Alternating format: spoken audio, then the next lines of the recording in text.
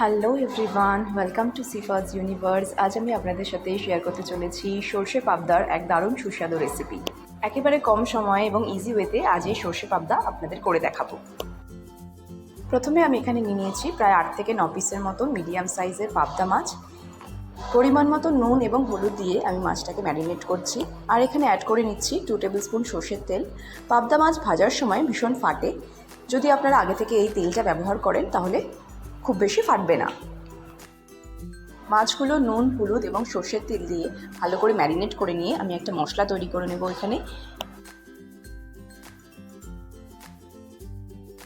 নিয়েছি 2 table spoon পোস্ত, 2 table spoon সাদা সর্ষে, 2 টেবিল স্পুন কালো সর্ষে আর 4টে কাঁচা লঙ্কা। এগুলোকে একটা মিক্সার গ্রাইন্ডারে আমি ফাইনলি ব্লেন্ড করে নেব। নেক্সট মাছগুলো ভাজার জন্য একটা কড়াতে আমি নিয়ে নিচ্ছি পরিমাণ মতন সর্ষের তেল। তেলটা ভালো করে গরম হয়ে গেলে আমি সমস্ত মাছগুলো ভেজে নেব। পাবদা মাছ ভাজার সময় একটু ফাটবে, তাই আপনারা চাইলে ঢেকে রেখেও মাছটা ভাজতে পারেন। একটা দিক ভালো করে ভাজা হয়ে গেছে, এবার আমি মাছগুলোকে উল্টে দিচ্ছি। এইভাবেই সমস্ত মাছগুলোকে ভালো করে ভেজে নিয়ে একটা আলাদা পাত্রে আমি তুলে রাখবো।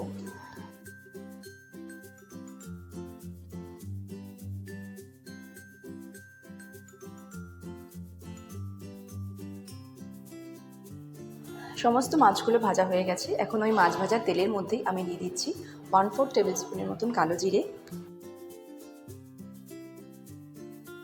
কালো জিরেটা দেওয়ার 1 সেকেন্ড পরেই আমি এখানে অ্যাড করে নিচ্ছি কেটে রাখা একটা মিডিয়াম সাইজের বেগুন। এই সর্ষে পাবদা করার সময় আমরা যদি বেগুনের ব্যবহার করি তাহলে রান্নার টেস্টটা অনেকাংশেই বেড়ে যায়।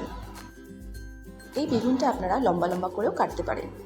বেগুনটা ভাজার সময় আমি এখানে দিয়ে দিচ্ছি খুব সামান্য পরিমাণে নুন। বেগুনটা একটু বয়েল করার জন্য আমি কড়ার লিডটা 2 মিনিটের জন্য বন্ধ করে দেব। বেগুনটা আমার এখানে সুন্দরভাবে ভাজা হয়ে গেছে। এখন আমি এর মধ্যে আগে থেকে সর্ষে পোস্তর যে পেস্টটা বানিয়েছিলাম সেটা এর মধ্যে দিয়ে দেব। সর্ষে পোস্তর ব্লেন্ডটা দেওয়ার পরে আমি এখানে 1 কাপ বা 2 বাটি পরিমাণ জল দিচ্ছি। জলটা আপনারা একটু বুঝে অ্যাড করবেন, যারা যেরকম কনসিস্টেন্সি চাইবেন সেই বুঝে জলটা অ্যাড করবেন। এখন আমি এর মধ্যে অ্যাড করে নিচ্ছি স্বাদ অনুযায়ী নুন আর 1/4 টেবিল স্পুনের মতো হলুদ গুঁড়ো।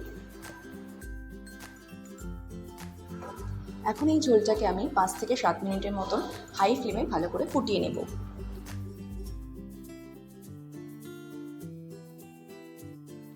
ঝোলটা ফুটছে প্রায় 7 মিনিট হয়ে গেছে। এখন আমি একে একে সমস্ত ভেজে রাখা মাছগুলো এর মধ্যে অ্যাড করে নেব।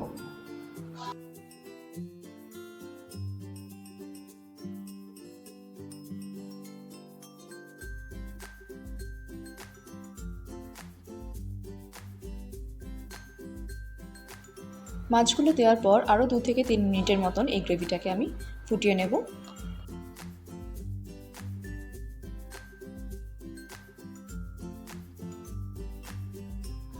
দিয়ে দিচ্ছি 2টো চিড়ে রাখা কাঁচা লঙ্কা।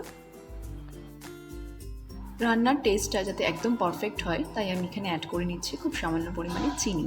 চিনিটা অপশনাল, আপনারা চাইলে নাও দিতে পারেন। অ্যাট লাস্ট ফাইনালি আমি এখানে অ্যাড করে নিচ্ছি 2 টেবিল স্পুন সর্ষের তেল। এই সর্ষের তেলটা মাস্ট। এই সর্ষের তেলটা দেওয়ার জন্য রান্নার টেস্টটা অনেকাংশেই বেড়ে যায়। তেলটা দেওয়ার পর আমি কড়ার ঢাকাটা ঢেকে দেবো এবং 10 মিনিটের মতন এটাকে রেস্টিং টাইমে রেখে দেবো। 10 মিনিট হয়ে গেছে। এখন আমি এই সর্ষে পাবদা প্লেটে সার্ভ করে নিচ্ছি। আমি জানি এই সর্ষে পাবদা হয়তো আপনারা সকলেই খুব ভালো বানাতে পারেন। আমি কিভাবে বাড়িতে খুব সহজভাবে এই রেসিপিটা বানিয়ে থাকি সেটাই আজ আপনাদের সাথে শেয়ার করলাম। বন্ধুরা, আজকের মতো এখানেই শেষ করছি। দেখা হবে অন্য আরেকদিন অন্য আরেক রেসিপি নিয়ে। ভিডিওটা যদি তোমাদের ভালো লেগে থাকে তাহলে প্লিজ একটা লাইক, শেয়ার অ্যান্ড সাবস্ক্রাইব করে দিও। And don't forget to spread love and happiness. Thank you.